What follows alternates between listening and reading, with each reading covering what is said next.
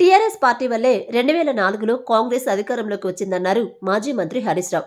కాంగ్రెస్ పార్టీని అధికారంలోకి తెచ్చిందే తామన్నారు. చంద్రబాబు హయాంలో కాంగ్రెస్ ఓడిపోయి ప్రతిపక్ష హోదా దక్కకుండా దిగజారిపోయిందన్నారు. అప్పుడు కాంగ్రెస్ పార్టీకి జీవం పోసిందే కేసీఆర్ అని చెప్పారు. కాంగ్రెస్ గెలిస్తే పదవులు ఇవ్వలేదనే తాము పొత్తు పెట్టుకుని కాంగ్రెస్ పార్టీకి భిక్ష పెట్టామని చెప్పారు హరీష్. రేవంత్ ఏబీవీపీతో మొదలుపెట్టి టీఆర్ఎస్, టీడీపీ, కాంగ్రెస్ ఇలా పార్టీలు మారారు. రేవంత్ రేపు ఏ పార్టీలో ఉంటారో తెలియదన్నారు. పార్టీలు మారని చరిత్ర తమదన్నారు. అంతకుముందు మాట్లాడిన సీఎం రేవంత్ రెడ్డి గత పాలనలో యూత్ కాంగ్రెస్ వైస్ ప్రెసిడెంట్గా కేసీఆర్కు అవకాశం ఇచ్చిందే కాంగ్రెస్ పార్టీ అని చెప్పారు. గత పాలనలో కేసీఆర్ను ఎంపీగా గెలిపించిందే కాంగ్రెస్ పార్టీ అని తెలిపారు. కేంద్ర మంత్రిగా అవకాశం ఇచ్చింది కూడా కాంగ్రెస్ పార్టీయే అని చెప్పారు. తెలంగాణ ఉద్యమంలో కేకే మహేందర్ రెడ్డి చురుగ్గా పాల్గొని సిరిసిల్ల నియోజకవర్గంలో కాంగ్రెస్ పార్టీని బలోపేతం చేశారని, అదే సమయంలో మేనేజ్మెంట్ కోటాలో కేటీఆర్ సిరిసిల్ల టికెట్ తీసుకుని ఎమ్మెల్యేగా గెలిచి అసెంబ్లీకి వచ్చారని చెప్పారు. గతం గురించి చర్చించాలని బీఆర్ఎస్ ఎమ్మెల్యేలు కోరితే ఒకరోజు సెషన్ పెట్టాలని స్పీకర్ గడ్డం ప్రసాద్ కుమార్ను సీఎం రేవంత్ రెడ్డి కోరారు. స్పీకర్ సార్, కొంతమంది ఎన్ఆర్ఐస్కి ప్రజాస్వామిక స్ఫూర్తి అర్థము అవగాహన కాదు. మనం ప్రయత్నం చేసినా కూడా వారు తెలుసుకునే ప్రయత్నం చేయరు. ప్రజాస్వామ్యంలో 49కి 0 వాల్యూ ఉంటుంది, 51కి 100% వాల్యూ ఉంటుంది.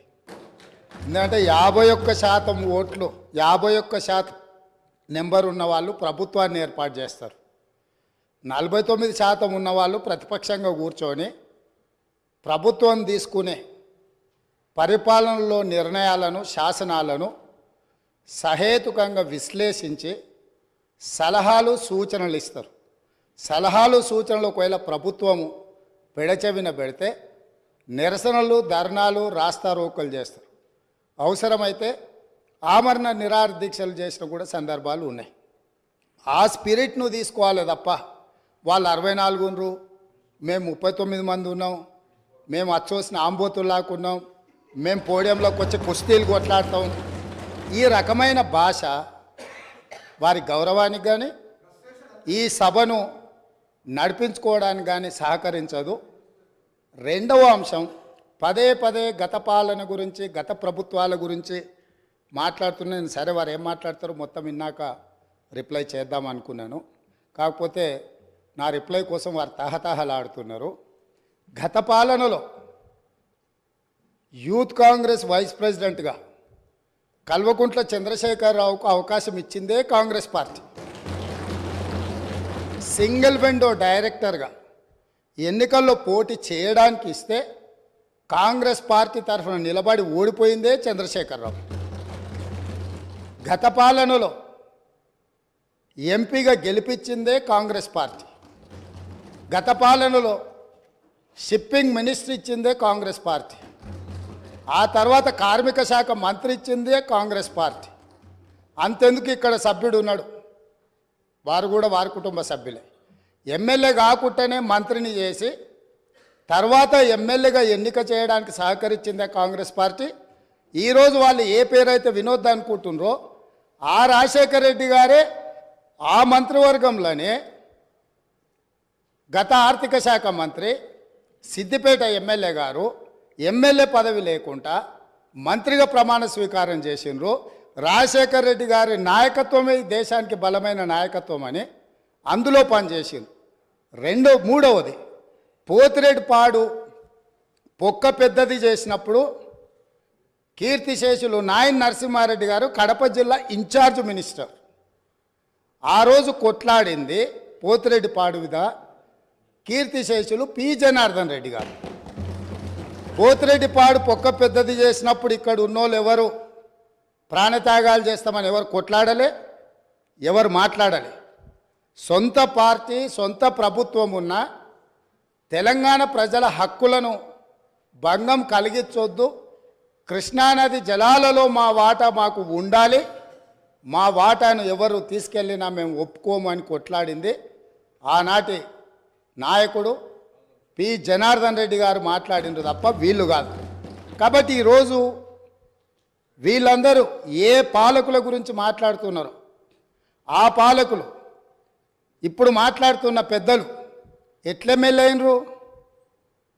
వాళ్ళ తండ్రి గారి గురువైన చంద్రబాబు నాయుడు గారి పార్టీతో పొత్తు పెట్టుకుంటే ఆ పార్టీ మద్దతుతో ఆ కండువ కప్పుకొని సిరిసిల్లలో కష్టపడి పనిచేసి నిర్మించుకున్న చీమలు పెట్టిన పుట్టలో పాములు దూరినట్టు కేకే మహేందర్ రెడ్డి అక్కడ పార్టీని నిర్మించుకొని తెలంగాణ ఉద్యమంలో పాల్గొని తెలంగాణ ఉద్యమంలో ముందు భాగం నుండి నిలబడి కొట్లాడితే ఎన్ఆర్ఐ అంటే నాన్ రిలయబుల్ ఇండియన్ కింద మేనేజ్మెంట్ కోటాలో ఇక్కడికి వచ్చి టికెట్ తీసుకొని అక్కడ ఆ కేకే మహేందర్ రెడ్డి గారిని అన్యాయం చేసి ఈరోజు ఇక్కడికి వచ్చిండ్రు. కాబట్టి ఈరోజు గతం గురించి అధ్యక్ష, ఒకవేళ మా మిత్రులకు వాళ్ళకు అంతగా గతం గురించి చర్చించాలనే ఆలోచన ఉంటే ఒకరోజు మొత్తం తమరు సమయం ఇవ్వండి. తప్పకుండా జూన్ 2, 2014 కంటే ముందు జరిగిన 55 సంవత్సరాల పరిపాలన మీద సంపూర్ణమైన చర్చ ఇక్కడ పెడదాము. ఈరోజు ఇక్కడ జరుగుతున్న చర్చ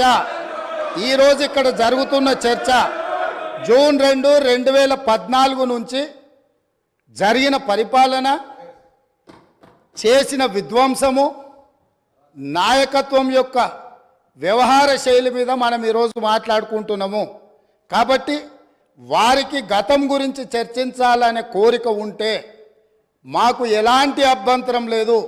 గతంలో జరిగిన పరిపాలనలో ఇక్కడున్న వాళ్ళకి చాలామందికి పాత్ర లేకపోవచ్చు, కానీ అక్కడున్న వాళ్ళకు చాలామందికి పాత్ర ఉంది. ప్రత్యక్షంగా మంత్రులు చేసిండ్రు. అక్కడున్న నాగేందర్ గారు, ఆ పక్కనున్న శ్రీనివాస్ యాదవ్ గారు, ఆ పక్కనున్న హరీష్ రావు గారు, అక్కడున్న కడియం శ్రీహరి గారు, ఆ పక్కనున్న పోచారం శ్రీనివాసరెడ్డి గారు, ఆ పక్కనున్న గంగుల కమలాకర్ గారు, అన్ని పేర్లు మొత్తం అన్ని లిస్టు చదువుతా. వీళ్ళందరూ కూడా ఈరోజు వారు ఏదైతే పాపాలు జరిగినాయి అంటుండ్రో ఆ పాపాలలో సంపూర్ణమైన భాగస్వామ్యం వాళ్ళదే ఉన్నది. వరంగల్ ప్రాంతంలో జరిగిన ఎన్కౌంటర్లకు ఎవరి కారణమని చర్చ ఉంది అధ్యక్ష? ఈరోజు వారే మాట్లాడుతున్నారు. ఏమని గవర్నర్ ప్రసంగంలో మొత్తం కాంగ్రెస్ పార్టీ మేనిఫెస్టోనే పొందుపరిచిండ్రని చాలా సీనియర్గా పనిచేసిండ్రు మంత్రులుగా. గవర్నర్ గారి ప్రసంగము పార్టీ యొక్క ఎన్నికల మేనిఫెస్టోను మంత్రివర్గంలో చర్చించి మా ప్రభుత్వం యొక్క భవిష్యత్ కార్యాచరణను మంత్రివర్గం ఆమోదం చేసిన తర్వాతనే గవర్నర్ గారు ప్రసంగిస్తారు. పరిపాలనలో అనుభవం ఉన్న వాళ్ళు, గతంలో ఈ రకమైన నిర్ణయాలు చేసిన వాళ్ళు కూడా ప్రజల్ని తప్పుదోవ పట్టించడానికో లేకపోతే వాళ్ళ యజమానులను సంతోషపెట్టడానికో ఎందుకు మాట్లాడుతున్నారో నాకైతే తెలియదు. నేను సభ్యుడికి సూచన చేస్తున్నా. నేను చాలా విషయాలు ప్రస్తావించిన, తప్పకుండా సావధానంగా 5 సంవత్సరాలు సమయం ఉంది. సంపూర్ణంగా ఎక్స్రే తీసినట్టుగా ఎక్కడెక్కడ ఏమేమి ఉన్నాయో అన్నిటిని వివరిస్తాం. మా ఆర్థిక మంత్రి గారు, డిప్యూటీ సీఎం గారు జరిగిన విధ్వంసం ఏంది, ఆర్థిక నేరమేంది, అన్ని విషయాలు ఈ సభలోనే తమరి అనుమతి తీసుకొని చర్చకు పెట్టి వాటన్నిటిని విశ్లేషిద్దాం. మేము సిద్ధంగా ఉన్నాం. సంవయనం పాటించి ఈరోజు గవర్నర్ గారి ప్రసంగానికి సంబంధించిన మీకు మనసు ఉంటే, తెలంగాణను అభివృద్ధి చేసుకోవాలన్న ఆలోచన ఉంటే అభినందిస్తూ మీరు ముందుకు రండి. లేదు మేము ఇట్లనే ఉంటామంటే పిల్లి శాపనార్థాలకు ఉట్లు తెగిపడవు. ఈ శాపనార్థాలు పెడుతూనే ఉంటారు జీవితకాలం. కాబట్టి దయచేసి ప్రతిపక్షానికి నేను సూచన చేస్తున్నా, మేం పాలకపక్షంగా మా విజన్ డాక్యుమెంటుని సభలో పెడుతున్నాం. మీరు సలహాలు సూచనలు ఇవ్వండి. సహేతుకమైన సలహాలు సూచనలకు ఎప్పుడు మేము సిద్ధంగా ఉన్నాము. ఎందుకంటే ప్రతిపక్షాలను గౌరవించడం అనే సాంప్రదాయం కాంగ్రెస్ పార్టీకి మొదటి నుంచి ఉంది, ఇప్పుడు కూడా ఉంది. ఆ సాంప్రదాయాన్ని కొనసాగిస్తామని మీ ద్వారా వారికి తెలియజేయదలుచుకున్నాం.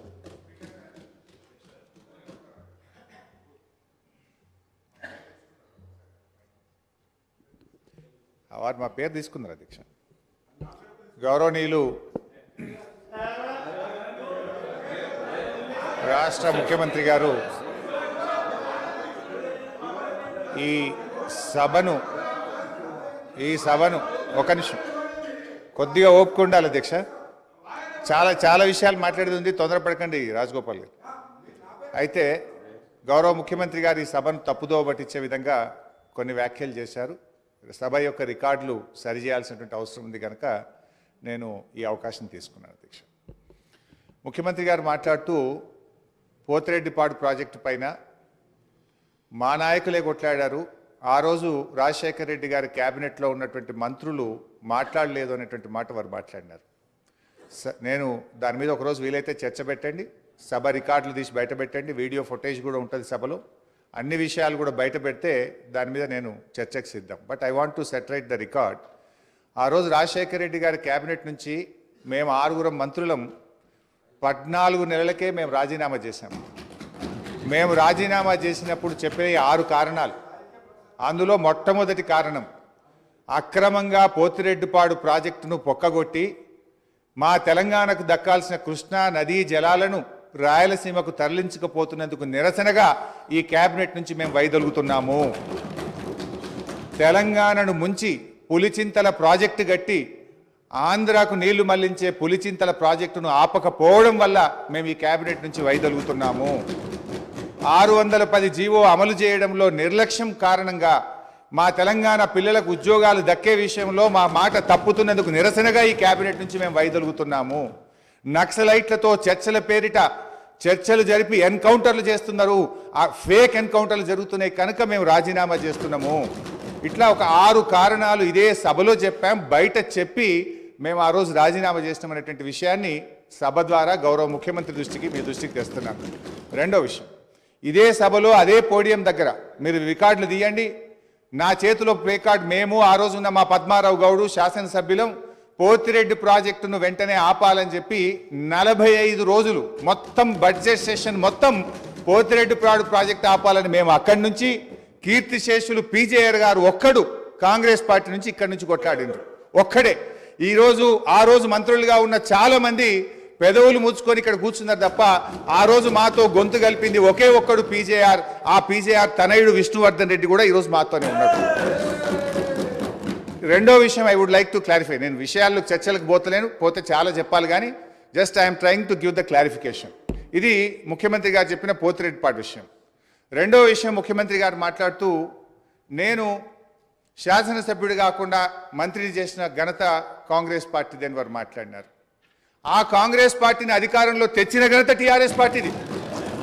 ఆ రోజు చంద్రబాబు నాయుడు గారు తెలుగుదేశం హయాంలో వీరు ఓడిపోయి కనీసం ప్రతిపక్ష హోదా దక్కకుండా పూర్తిగా దిగజారిపోయినటువంటి కాంగ్రెస్ పార్టీకి జీవం పోసింది కేసీఆర్ గారు, టీఆర్ఎస్ పార్టీ. ఎందుకంటే నేను ఆ రోజు ప్రణబ్ ముఖర్జీ గారితో హిమాచల్ భవన్లో చర్చలు జరిగినప్పుడు కీర్తిశేషులు వెంకటస్వామి గారు, గౌరవనీయులు మాజీ ఎంపీ సురేందర్ రెడ్డి గారు, కేసీఆర్ గారు, ఆలే నరేంద్ర గారు, నేను ఆ చర్చల్లో ఉన్నాను.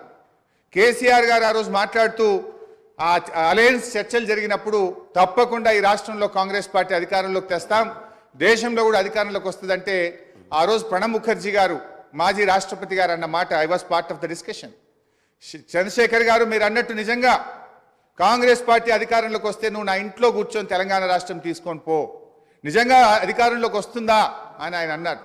ఆ రోజు మేం పొత్తు పెట్టుకోవడం వల్లనే ఆ రోజు కాంగ్రెస్ పార్టీ అధికారంలోకి వచ్చింది తప్ప మీరేదో గెలిస్తే మాకు పదవులు ఇచ్చారు కాదు. మేము కాంగ్రెస్ పార్టీకి భిక్ష పెట్టినాం, మేము కాంగ్రెస్ పార్టీని అధికారంలో తేవడానికి ఆ రోజు సహకరించమనే విషయాన్ని గుర్తు చేస్తా ఉన్నా. అధ్యక్ష, కేసీఆర్ గారి గురించి కూడా వారు మాట్లాడినారు. Just I'm trying to set right the record. నేను స్పీచ్ ఇవ్వడం లేదు, స్పీచ్ ఇచ్చినప్పుడు నేను ఇంకా చాలా విషయాలు చెప్తా, ఓన్లీ రికార్డ్ సెట్ రైట్ చేసే ప్రయత్నం చేస్తున్నా. వారు ఏం మాట్లాడినారంటే కేసీఆర్ గారిని మేము ఎంపీ చేసినామని చెప్పి మాట్లాడుతున్నారు. కేసీఆర్ ఆ రోజు కాంగ్రెస్ పార్టీతో పొత్తు పెట్టుకున్నప్పుడు కేసీఆర్ గారి గురించి ఒకటే విషయం చెప్పి నేను ముగిస్తే అధ్యక్ష, ఓన్లీ 1 మినిట్ అధ్యక్ష, 1 మినిట్ అధ్యక్ష, ఆ రోజు 1 మినిట్ అధ్యక్ష, only I'm trying to set right the record. నేను స్పీచ్ ఇవ్వట్లేదు, రికార్డు కరెక్షన్ మాత్రం. ఒక్కటే నిమిషం అధ్యక్ష, సీనియర్ శాసనసభ్యులు ఒక్కటే నిమిషం అధ్యక్ష, I will take only 1 minute, I will take only 1 minute అధ్యక్ష. ఆ రోజు నిజంగానే కేంద్రంలో ఆ రోజు కాంగ్రెస్ పార్టీ అధికారంలోకి వచ్చినప్పుడు సోనియా గాంధీ గారి అధ్యక్షంలో యూపీఏ సమావేశం జరిగింది. ఆ యూపీఏ సమావేశంలో సోనియా గాంధీ గారు కేంద్ర మంత్రివర్గంలో కేసీఆర్ గారిని చేరమన్నప్పుడు కేసీఆర్ గారు ఒక మాట చెప్పారు, కామన్ మినిమం ప్రోగ్రాంలో తెలంగాణ అంశం పెడితేనే నేను క్యాబినెట్లో చేరతా, నేను పదవుల కోసం రాలేదు, తెలంగాణ కోసం ఢిల్లీకి వచ్చినా అని చెప్పిండు కేసీఆర్ గారు. ఆ రోజు కామన్ మినిమం ప్రోగ్రాంలో పెట్టి ఉభయ సభలను రాష్ట్రపతి గారు ఉద్దేశించిన సభలో రాష్ట్రపతి గారు తెలంగాణ రాష్ట్ర ఏర్పాటును సంప్రదింపుల ద్వారా చేస్తామని చెప్పించింది కేసీఆర్ గారు. ఆ రోజు షిప్పింగ్ పోర్ట్ఫోలియో ఇస్తే అధ్యక్ష, ఆ రోజు షిప్పింగ్ పోర్ట్ఫోలియో ఇస్తే అధ్యక్ష షిప్పింగ్ పోర్ట్ఫోలియో ఇస్తే అధ్యక్ష ఒక్కటే నిమిషం, ఆ రోజు డిఎంకే పార్టీ మాకు షిప్పింగ్ పోర్ట్ఫోలియోగా